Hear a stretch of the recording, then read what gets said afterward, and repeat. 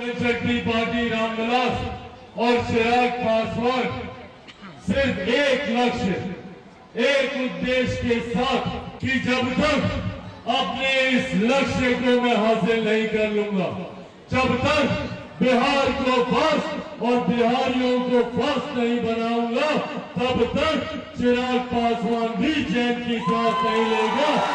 नमस्कार, हमारा नाम है समरीन और आपने देखना शुरू कर दिया है लाइव सिटीज। देखिए, आपको बता दें कि केंद्र मंत्री चिराग पासवान आज पटना पहुंचे थे और पटना पहुंचने के तुरंत बाद चिराग पासवान बेगूसराय के लिए भी निकल गए।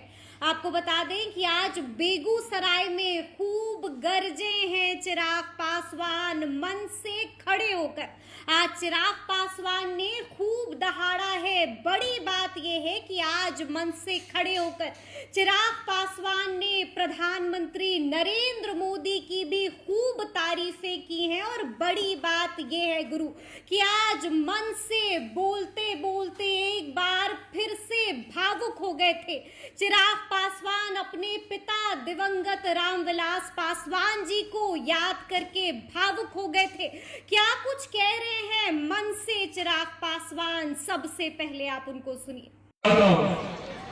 लोक जनशक्ति पार्टी रामविलास और चिराग पासवान सिर्फ एक लक्ष्य, एक उद्देश्य के साथ आगे बढ़ने का कार्य कर रहे हैं। वो है मेरे प्रदेश को देश का सबसे विकसित राज्य बनाना, बिहार को फर्स्ट और बिहारियों को फर्स्ट बनाने के लक्ष्य के साथ कार्य कर रहा है।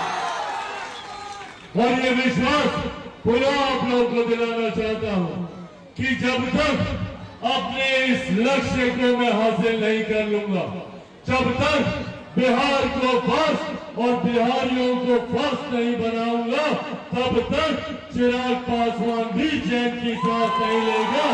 ये वादा आप लोगों से करके जाता हूं। बिहार को विकसित राज्य बनाने का सपना मेरे नेता, मेरे पिता आदरणीय रामविलास पासवान जी ने देखा था। उन्होंने अपना पूरा जीवन समर्पित किया, अपने राज्य को, अपने लोगों को आगे लेकर जाने के लिए उन्होंने अपना पूरा जीवन समर्पित किया।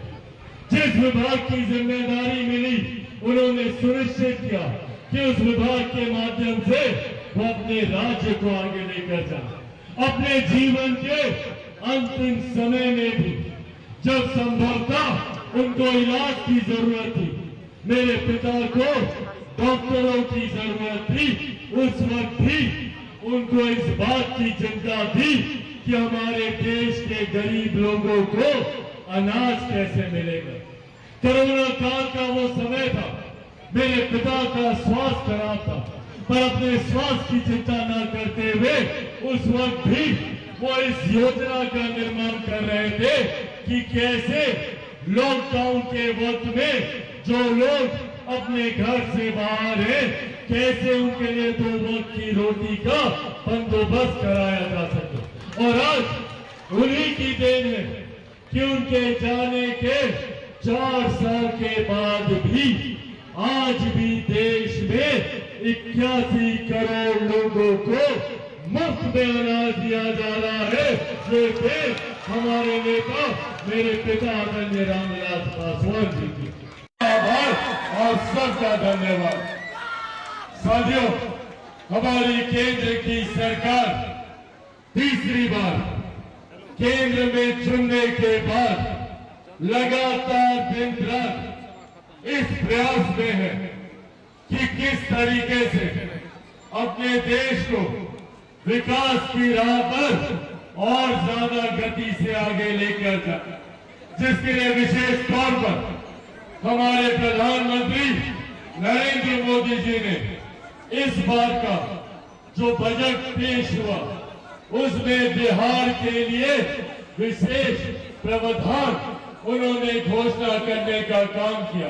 उन्होंने इस बात को सुनिश्चित करने का काम किया कि आने वाले 5 सालों में जब हमारा भारत दुनिया की तीसरी सबसे बड़ी अर्थव्यवस्था बने, तो उसमें हमारे